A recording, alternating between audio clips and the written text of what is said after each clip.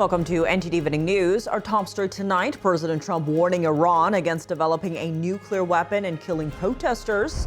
As Prime Minister Netanyahu convenes an early meeting amid Iran talks. Mario Tzu at the White House. That's as Israel's president visits Australia to honor victims of the Bondi Beach shooting attack. Thousands of people hit the streets of Sydney to protest his visit. Jason Perry reports. The search continues for Nancy Guthrie. Just hours before a purported ransom deadline today, Savannah Guthrie posted a fourth video asking for more than just prayers. Arlene Richards brings us that update. Hong Kong's Jimmy Lai sentenced to 20 years in prison. That could be a life term for the 78-year-old pro-democracy icon. President Trump is urging Chinese Communist Party leader Xi Jinping to free him. Jack Bradley with the details. And in the NFL, the Seattle Seahawks rode a stiff defense to victory last night, clinching the franchise's second Super Bowl win. Dave Martin joins us to discuss.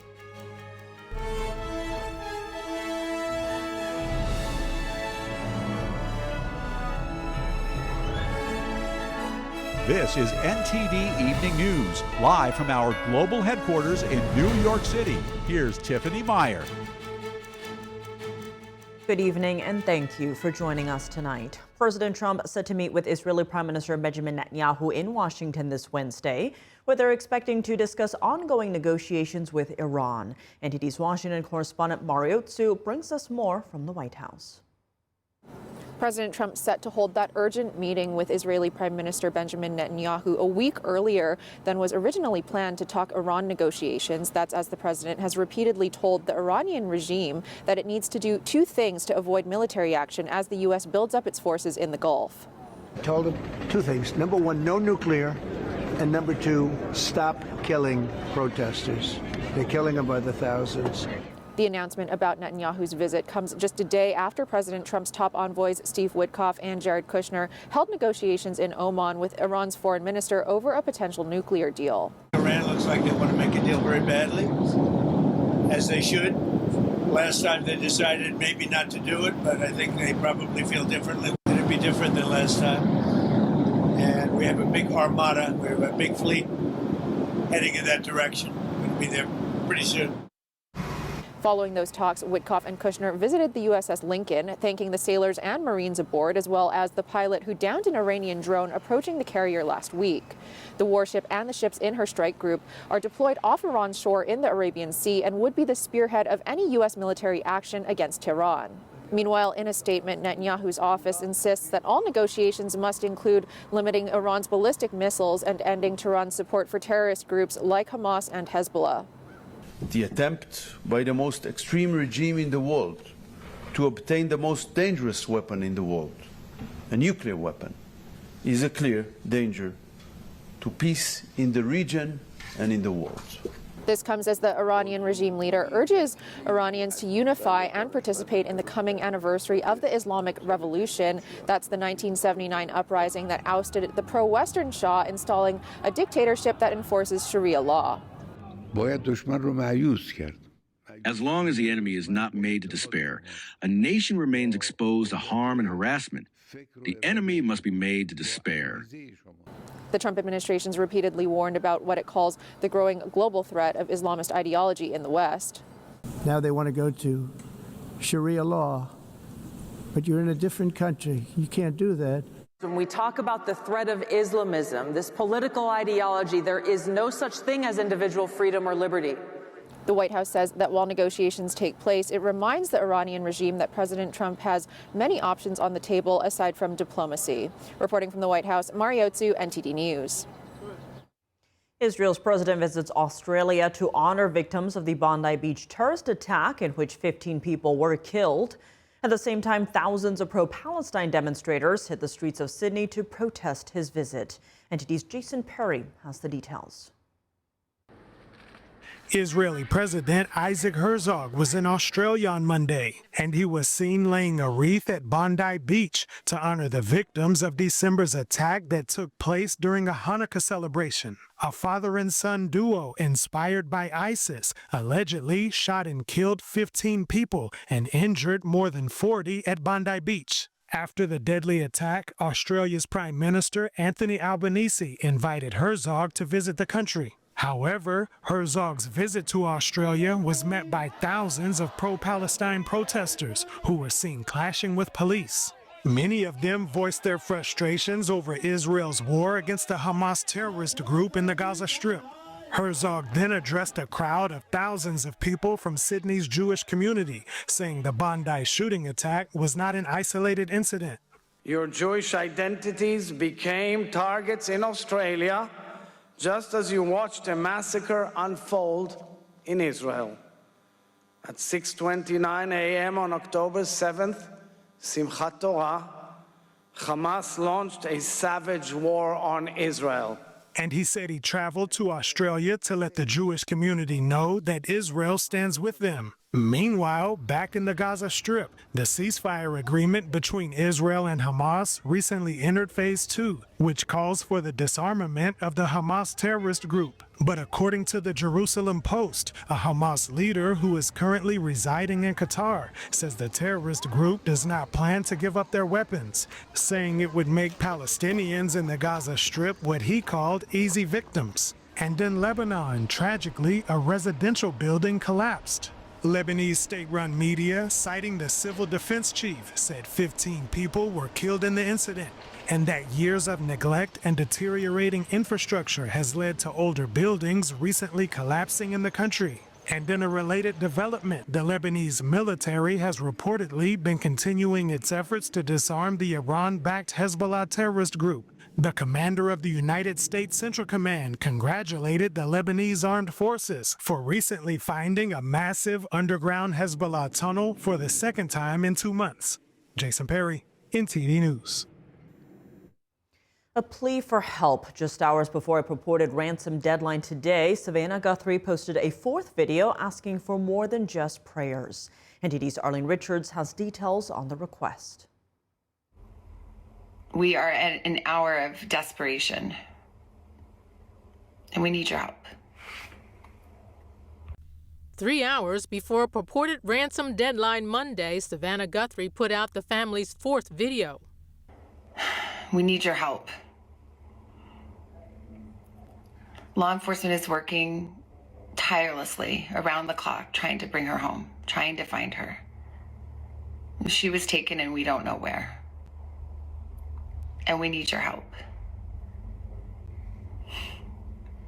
So I'm coming on just to ask you, not just for your prayers, but no matter where you are, even if you're far from Tucson, if you see anything, if you hear anything, if there's anything at all that seems strange to you, that you report to law enforcement. The Today co-host shared a few thoughts and offered thanks for the support she and her siblings have received over the last 9 days. In a third video on Saturday, the Guthrie family responding to the kidnappers' demand. We beg you now to return our mother to us so that we can celebrate with her. This is the only way we will have peace. This is very valuable to us, and we will pay. CNN affiliate KGUN receiving a second note Saturday that says they want $6 million paid in Bitcoin in exchange for Guthrie's release. But as the clock was ticking closer to the purported deadline, law enforcement wasn't identifying any suspects or persons of interest. 2 alleged ransom notes have been sent to media outlets since Guthrie's disappearance, including one to TMZ. TMZ founder Harvey Levin told Fox News a few days ago about a note his newsroom received. What I found interesting, because we knew she wore an Apple Watch. There are pictures of her with Savannah with that watch. But they mentioned where the watch was. This information prompted law enforcement to take the note seriously. But on Monday, Levin checks the anonymous Bitcoin account. We have just checked the Bitcoin account, which is anonymous, but it would show if payment was made. As of this moment, it is not. So as the Monday deadline approaches in Tucson, still no word on whether the Guthrie family are depositing any money, if the purported kidnappers are giving proof that Nancy Guthrie is still alive, or who is sending demand letters for money to media stations. Arlene Richards, NTD News. A landmark ruling in Hong Kong, pro-democracy advocate Jimmy Lai was sentenced today to 20 years behind bars under Beijing's national security law. President Trump has personally asked Chinese leader Xi Jinping to consider Lai's release. NTD's Washington correspondent Jack Bradley brings us this report. Hong Kong media tycoon and pro-democracy advocate Jimmy Lai has been sentenced to 20 years in prison. It's the heaviest penalty so far under China's 2020 national security law, which virtually silences dissenting opinions in Hong Kong, just like it has been over the last century in China. Secretary of State Marco Rubio calls it an unjust and tragic conclusion to this case, saying, "We urge the authorities to grant Mr. Lai humanitarian parole." House Select Committee on the CCP Chairman John Molinar says this is the latest in the human rights abuses by the Chinese Communist Party of overstepping its promise of one country, two systems in Hong Kong. He said he'll work in Congress to sanction those responsible. Jimmy Lai's son Sebastian says the 20-year sentence of his 78-year-old father amounts to life in prison. Obviously, it was expected, but it was still pretty devastating. You kind of have doubt as to whether I'll see my father again. Lai was convicted back in December of conspiring with others to collude with foreign forces and sedition. And at that time, President Trump said, "I feel so badly. I spoke to President Xi about it, and I asked to consider his release. He's not well.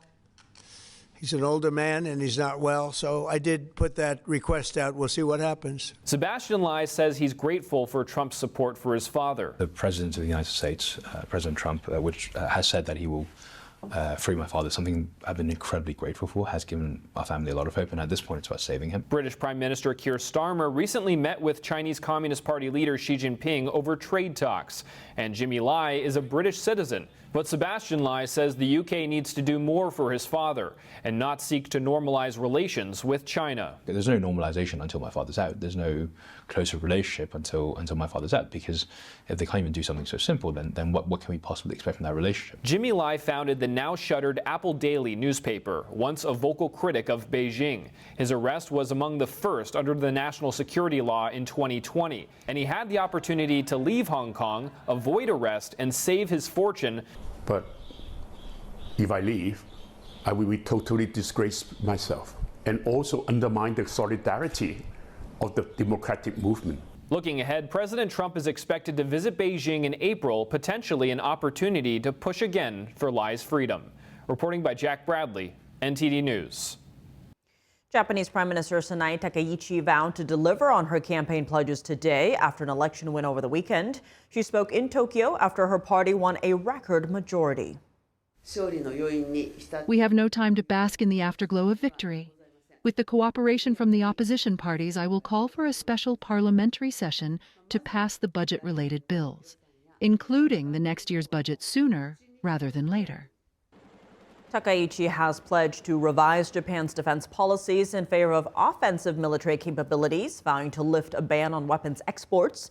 The Japanese Prime Minister has said she aims to address the high cost of living by suspending a sales tax on food. Takaichi has also been pushing for tougher immigration policies as part of her platform. Coming up this week on Capitol Hill, Republicans are set to vote on the SAVE Act, a measure to create voter ID requirements and eliminate non-citizen voting. The House is pressuring the Senate, and President Trump weighing in. Melina Weisskopf reports. The impact of anti-Semitism, from hostility at college campuses to canceled bank accounts. Witnesses testify on threats to religious liberty. David Lamb tells us more.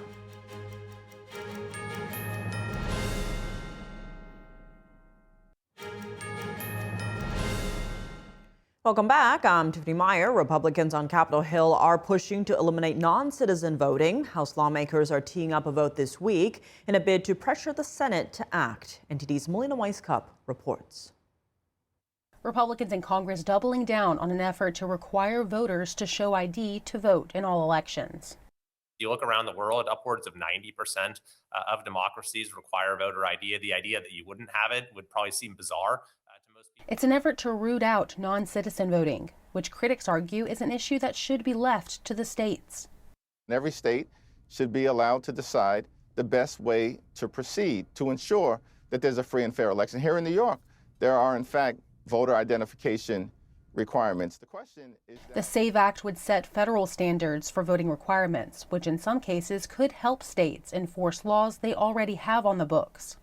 When people talk about wanting to respect states and their sovereignty, I say I'm 100% for that. The SAVE Act will stop the federal government from interfering with our ability to require that everybody on the voter rolls be a citizen of the United States. While voter ID is a popular idea among voters from all parties, Democrats in Congress have repeatedly blocked the measure from advancing. This week, House lawmakers are ramping up the pressure on their Senate colleagues. The problem is Chuck Schumer and the Democrats have been blocking it. So now we're calling on Leader Thune to change this and to force what we call a talking filibuster so that we can force a vote on the Senate floor. A talking filibuster would require steep commitments from both sides of the aisle. The goal is to open up an unlimited floor debate until one side gives, allowing for a simple majority vote and sidestepping the need for Democrat support. President Trump on Friday weighing in.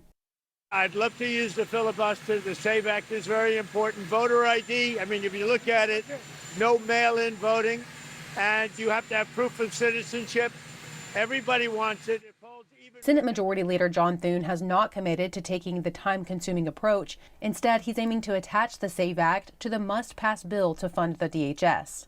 We will get a vote on the SAVE Act at some point, and I'm not sure exactly what that context will be. It might be, maybe it's in the context of voting on the DHS bill if something's agreed upon. Lawmakers face an end-of-the-week deadline to fund the DHS and prevent another partial government shutdown. Reporting from Washington, D.C., Melina Weisskopf, NTD News. With just 4 days to go before funding runs out, Washington is bracing for a potential shutdown at the Department of Homeland Security. NTD's Chris Bobb reports. On this vote, the yeas are 217 and nays are 214. Last Tuesday, the House narrowly passed a 2-week measure to keep the Department of Homeland Security funded until February 13th. Now, Congress has 3 options: lock in full-year funding for DHS, buy more time with another short-term stopgap measure, or let the department's workforce, which exceeds 260,000, slide into a shutdown. Democratic leaders have framed their discussions around DHS funding for immigration and customs enforcement. Although should DHS shut down, ICE operations would likely continue largely uninterrupted.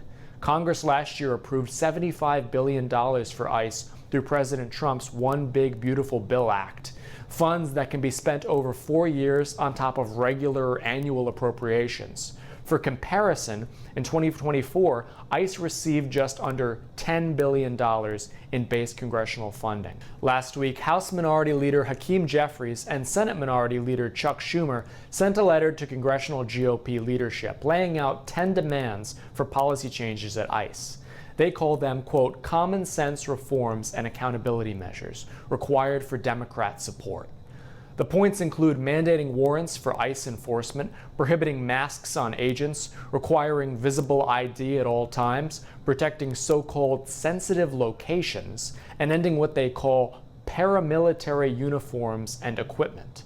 The Democratic leaders also ask for what it calls good faith actions from the Trump administration, including an end to the surge in Minnesota and the firing of Homeland Security Secretary Kristi Noem.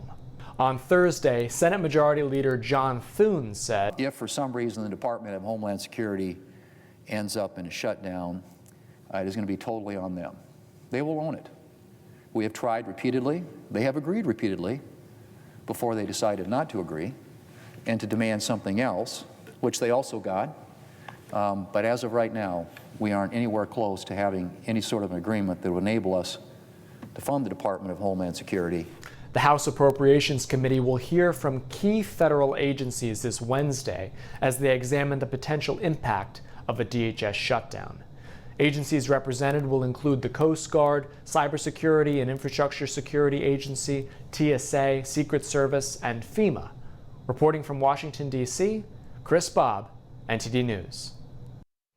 A federal judge has temporarily blocked a new California law which bans federal immigration agents like ICE officers from wearing face masks on duty. The California law was passed last September amid concerns over ICE operations. The federal government says the measure is unconstitutional and unenforceable against federal officers, and that it endangers agents amid rising threats like harassment, doxing, and violent protests. The dispute is expected to head to federal court, where precedent strongly favors the supremacy of federal law over state law. AG Pam Bondi celebrated the ruling, writing on X, quote, "We have no tolerance for agents being targeted just for doing their jobs." Coming up, a major social media trial is now underway in Los Angeles with claims these platforms were designed to hook kids. Christina Corona reports on what the plaintiff alleges, in which top tech executives are expected to testify. And House Secretary Robert F. Kennedy Jr. celebrates 1 year of the Make America Healthy Again project, also known as Maha. The highlights from his speech today.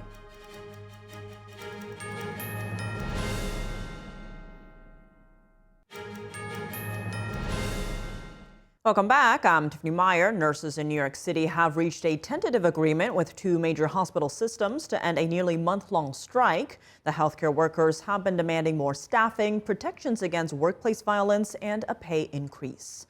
The tentative deal involves the Montefiore and Mount Sinai hospital systems. New York Presbyterian said it agreed over the weekend to a proposal presented by mediators. Around 4,000 nurses remain on strike at New York Presbyterian. The walkouts began January 12th, leaving the hospital scrambling to hire temporary nurses to fill in. The union said members at Montefiore and Mount Sinai will vote on contracts this week. The 3-year deal affects roughly 10,000 of the 15,000 nurses on strike. The current strike represents the largest and longest nurses' strike in city history. Secretary of Health and Human Services Robert F. Kennedy Jr. marks 1 year of the Make America Healthy Again project. He spoke at the Heritage Foundation earlier today. Here's more from the event. Secretary of Health and Human Services Robert F. Kennedy Jr. celebrates the first year of the Make America Healthy Again project on Monday. He touts the reforms he initiated, including reducing synthetic food dyes, inverting the food pyramid, and releasing new dietary guidelines. You can summarize it in 3 words: eat real food. And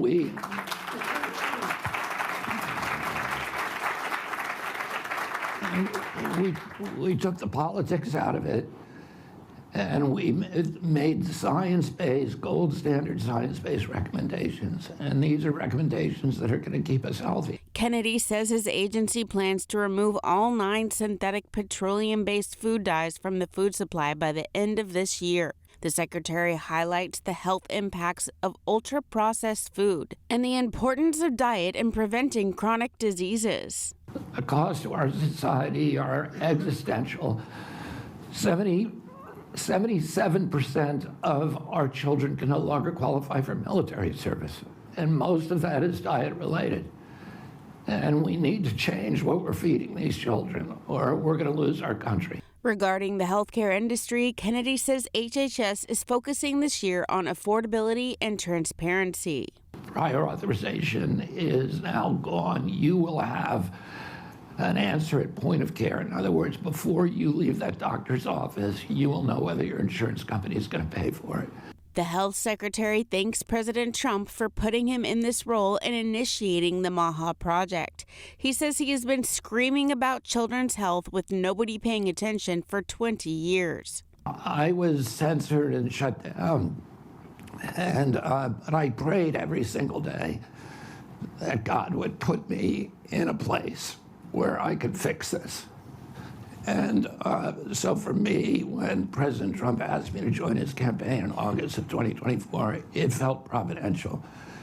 It felt like the answer to prayers. Other Maha achievements that the HHS is celebrating include lowering prescription drug prices, updating the childhood vaccine schedule, researching autism treatments, bringing back physical fitness, and withdrawing from the World Health Organization. And joining us now to discuss is Jennifer Gallardi. She's a senior policy analyst for Restoring American Wellness in the Heritage Foundation's DeVos Center. Jennifer, thank you so much for joining us. You were actually at the event today. Give us a sense, what was the energy like in that room? You know, there's been a lot of talk about this. Is it becoming more bipartisan?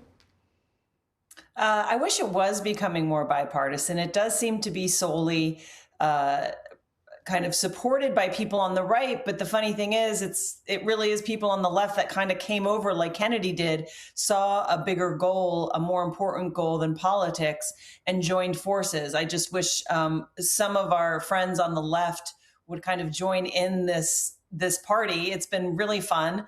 You asked about the energy in the room. At every Maha event, it's almost electric, and having Secretary Kennedy there live and in person, I think really brought the energy up a little bit more. And maybe, as you're a year into a project, sometimes momentum can get stalled, but we just seem to be having win after win after win, and having him there to affirm those wins and declare them publicly in front of, a room of hundreds of people and then thousands of people online was really exciting. It's always great for all of us to come together to celebrate and then to plan the next steps forward.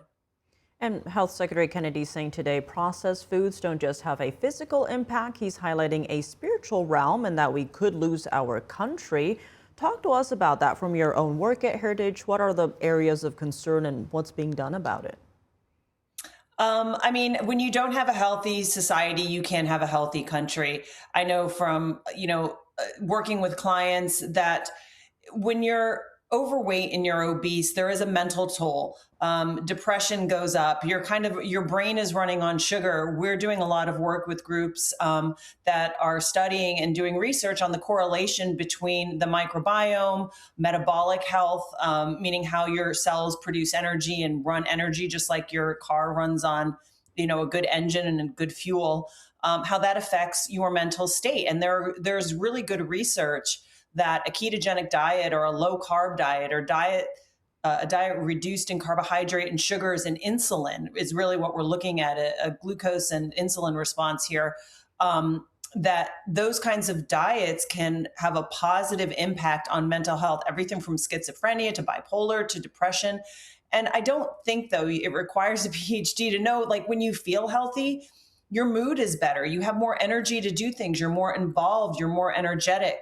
So it's definitely multifactorial. There's some definite, real biological, physiological impacts of our diet, but there's also just the general, attitude of how you feel when you eat better and you take care of yourself. It's kind of the self-respect, the idea of the body as a temple. I think almost all religions and philosophies have that idea of that our physical body is kind of the vehicle for our soul.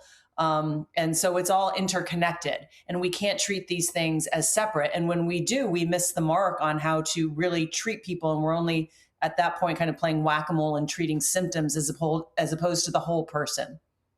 And it's been a year, and it does seem Maha is getting more focused. You had Mike Tyson's Super Bowl ad yesterday. You have changes to SNAP, Red 40 ban, so much more. Looking back, though, what have been the areas that have seen the biggest changes so far? I think the biggest change, all of the policy changes are great, but I really think it's the messaging. That they are really out there promoting these ideas. When Michelle Obama came up with the My Plate, nobody really knew about it. Nobody knew what it was. They are putting so much attention on marketing and messaging and getting out there in front of the consumers. Super Bowl ads. Who thought that a government policy of the food pyramid and tackling obesity would be in a Super Bowl ad? Having Mike Tyson in there talking about eating real food in a very, I thought, emotional plea with his story and his sister. Celebrities coming out and supporting this despite the politics of it. I think that's huge. I think the visuals of the new food pyramid are excellent. There's something really simple and kind of beautiful about it. Your eye is attracted towards it, and it's not dogmatic. It's eat real food. I think that is such a simple but powerful message that we've been missing from leadership in government. It's always just felt so complicated. And Kennedy and his team have really simplified the message, and that's not always easy for people. They are addicted to processed food at this point. So we're not saying it's easy, but people at some point have to make those decisions. But I think the messaging is spot on and the education is there. So I'm looking forward to kind of hoping to push that further, maybe into schools, getting nutrition programs into schools, bringing a little bit of home ec back to schools, cooking classes, that kind of thing. Well, Jennifer Gallardi, thank you so much for joining us. Thanks. Have a great night.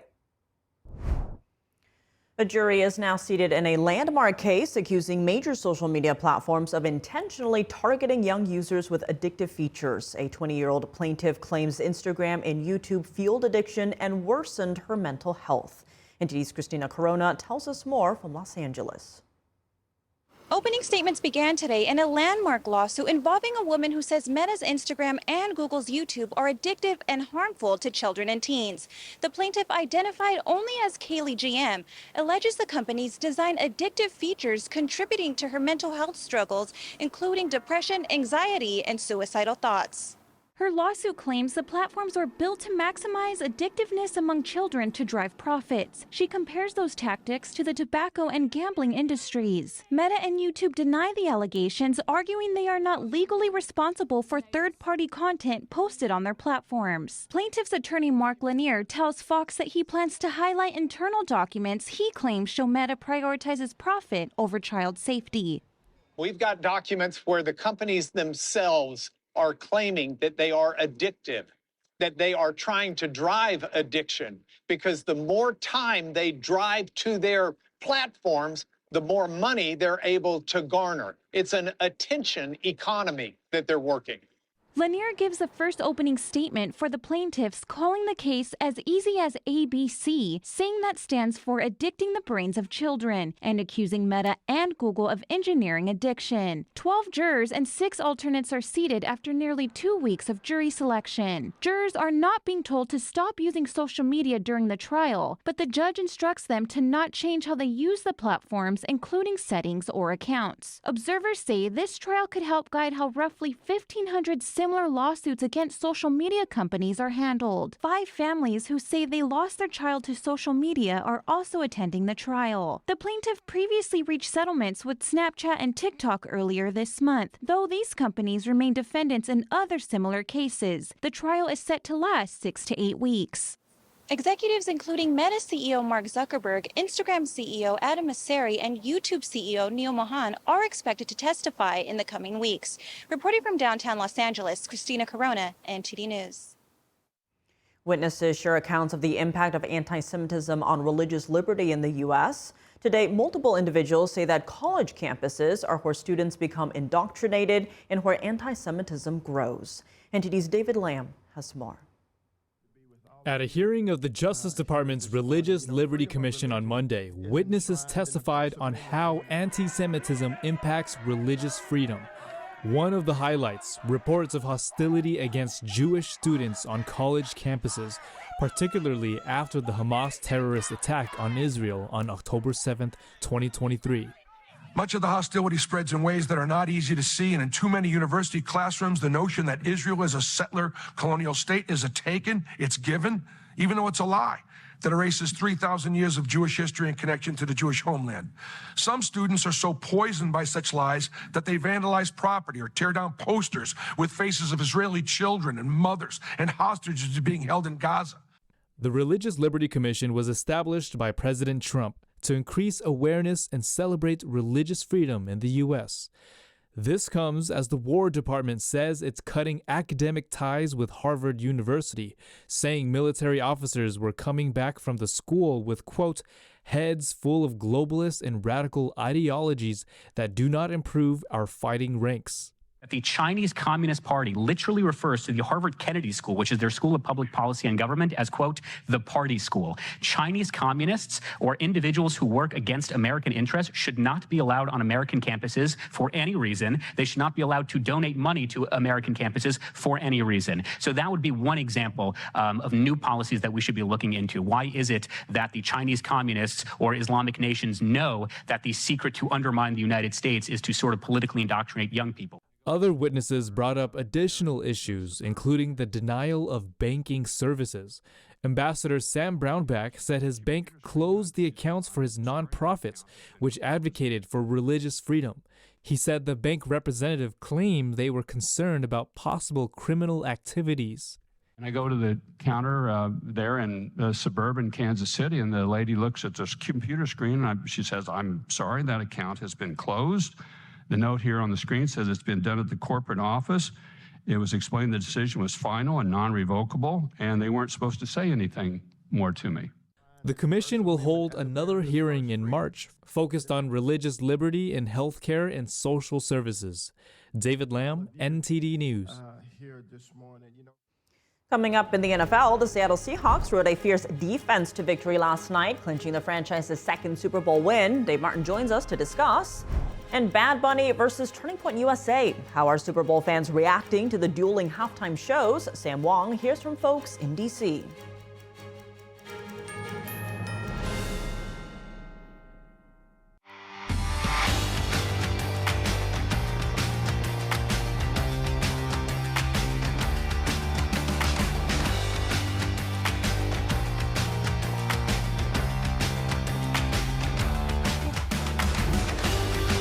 And now for your sports news, we're doing my NTD's Dave Martin. Dave, we've got some Olympic news, some college basketball news, but let's start in the NFL as Seattle beat New England last night, 29-13 to win the Super Bowl. Did it play out like you expected? You know, in some ways it did. You know, we all knew Seattle's defense was very good, but they were even better last night. They were all over Patriots quarterback Drake May, really from the start of the game. They finished with 6 sacks. That's one shy of the Super Bowl record. And really, for all intents and purposes, that last one where May coughed up the ball and the Seahawks returned it for a touchdown was just as good as one. It looked like a strip sack. They ruled it an interception instead, but that would have been 7, tying the record. And it really seemed like it disrupted May, even on those few times where he had open receivers or he had a little time in the pocket. His throws were then not always on the mark. Let's listen to what Seahawks head coach Mike McDonald said after the game. It's funny, I told the team on Saturday night, you know, I got a bad habit of, you know, him and Han into my office and with the rest of our coaching staff thinking about, you know, plays and what we're going to run and how it's going to go. And then you get around the guys and you see them and all of a sudden all those worries don't kind of go away magically. And I think that speaks to how they played. They just just became very clear very early that they were a determined bunch, that we were going to play our style ball last night. And at that point, really, you know, the plays became irrelevant. It was really the style of how the guys played. And just to play that relentlessly throughout the game was really impressive, and really proud of those guys. They played, that was a remarkable game by our defense. McDonald's a young guy there. He's only 38 years old, third youngest ever to win a Super Bowl. Even he was impressed by his defense there. Usually coaches aren't impressed by their own team, but I guess he was. I was. Well, despite Seattle's dominant defense, the game was pretty close through 3 quarters. What was New England doing right? You know, the Patriots, their own defense was keeping them in the game. I mean, Christian Gonzalez, their cornerback, he had 3 very crucial pass breaks, but it actually seemed like more. Plus, their pass rush was very good, too. It's just that Sam Darnold, he didn't really have much time to throw, but his scrambling ability, I really felt like that was a big key in the first half that kept them in the game. Now, they also got Kenneth Walker going in that first half, around the second quarter maybe. He had 94 yards rushing by halftime, helped them get in position for several field goals, give them a 9-0 lead at the break. He ended up being Super Bowl MVP. Let's listen to what he said afterwards. It means a lot. You know, it's a blessing to be in this position. You know, it's a short list, so it means a lot to have my name on that list. And for the running backs I used to watch growing up, it's probably like Marcus Allen, Adrian Peterson, and guys like that. So it means a lot for me to be able to be in this position. Childhood friend, you know, we don't get to talk much, you know, life takes us in different paths, but he sent me a long text really just reminding me about really where we came from and how we grew up and, you know, where we are today. So I guess that text before the game meant a lot to me. Like a very humble player for a guy who just won Super Bowl MVP. You know, he ran for more than 1,000 yards this season. Somehow he did not make the Pro Bowl. I'm sure that'll eventually change. Well, shifting gears to the Olympics, the U.S. finally got on the medals leaderboard yesterday, but most of the attention was concern for skier Lindsey Vonn. What is the latest there? Yeah, she's still in the hospital after that crash on Sunday. She underwent surgery on her broken left leg. Now, it's the same leg where she ruptured an ACL less than 2 weeks ago. Now, her father weighed in saying, quote, she's 41 years old and this is the end of her career. There will be no more ski races for Lindsey Vonn as long as I have anything to say about it, end quote. Now, Vonn herself shared on social media today the break was a complex tibia fracture and will need multiple surgeries. So if it is the end, she's had a tremendous career. She had a tremendous comeback this year, and we definitely wish her the best. Now, meanwhile, the games continued today with medals awarded in 5 different events here. Women's freestyle skiing, men's alpine skiing, women's speed skating, men's ski jumping, and women's snowboards. Let's have a look at our leaderboard here. You see Norway, #1 in medals here, or at least in golds, tied with Switzerland with 3 each. Japan, 2 golds, 2 silvers, and 3 bronze. You notice the U.S. not on this list. They do have, U.S. has 2 gold medals, but they do not have a silver or a bronze. So we'll see if they can get that changed here soon. All right, well, moving to college basketball news, Arizona was ranked as the #1 team in the country for the 9th straight week, but they have a very difficult stretch ahead of them, starting with a top 10 matchup tonight. Yes, #1 Arizona plays at #9 Kansas tonight. Big game. Wildcats are 23-0 this season, one of just 2 undefeated teams left.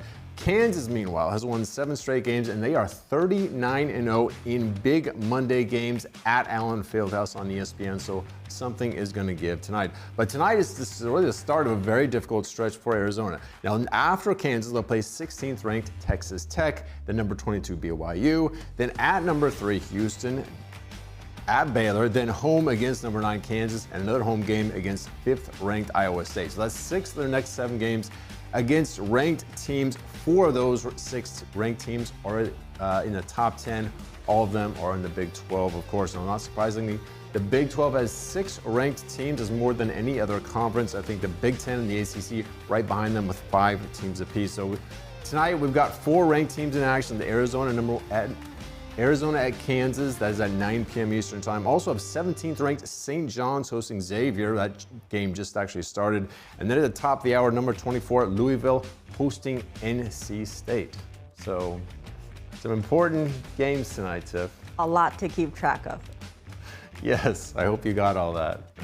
David Size, thanks for joining us. Thank you, Tiff. Bad Bunny versus Turning Point USA. Whose Super Bowl halftime show did people prefer? NTD's Sam Wong was out on the National Mall in D.C. to hear from folks. So what do you make of the Super Bowl halftime yesterday? I watched the Turning Point USA halftime show, and it was fantastic. Did you hear anything about Bad Bunny yesterday? No, I didn't, and I kind of refused to turn my head and look and watch, and I wanted to have nothing to do with it. I think it was impactful. He's American, so he was able to bring... You're talking Bad Bunny, right? Yes. He was able to show his side of his way of being American. I thought it initially was going to be a lot worse than it was. I wasn't a fan myself. I thought it definitely would have been nice to have been able to understand it. I like Bad Bunny. I like some of the music. Whether that be a Hispanic person performing at halftime or... doesn't really matter, the skin color or race. He's American. I didn't see any value in it. And I'm of Spanish descent, and, I've got Spanish in my background and Mexican American, and so I still, didn't understand it. I saw some things on Instagram about it, and I just think it's a lust trap. I think that's a big problem when you look at, what America is putting on the TV, and just over-sexualizing everything when, lust just leads to death. What do you think about the difference in values between the 2 sides of the shows? Well, again, I wish I would have seen the Turning Points show. The world views the complete opposite, and it's just it's night and day as far as I'm concerned. I heard about it, I seen it, and I'm just like, this just seemed like going back to separate water fountains, separate everything else. It just seems like that was a modern day way of saying, okay, well, we'll just do this and give y'all this. The difference of values, I think it just shows the battle of good and evil. Charlie Kirk, great guy. I know that, he ended his life lifting up the name of Jesus, and I think that's why they took him out. I was happy to see the amount of people that actually turned off the halftime show and turned on Turning Point USA and that event. And why do you think that is? I think people are just sick of what's going on, and people are tired of keeping quiet. And that's all for today's news. For on-the-clock coverage, visit us at ntd.com/live or download our NTD app. Thanks for tuning in. I'm Tiffany Meyer. Good night.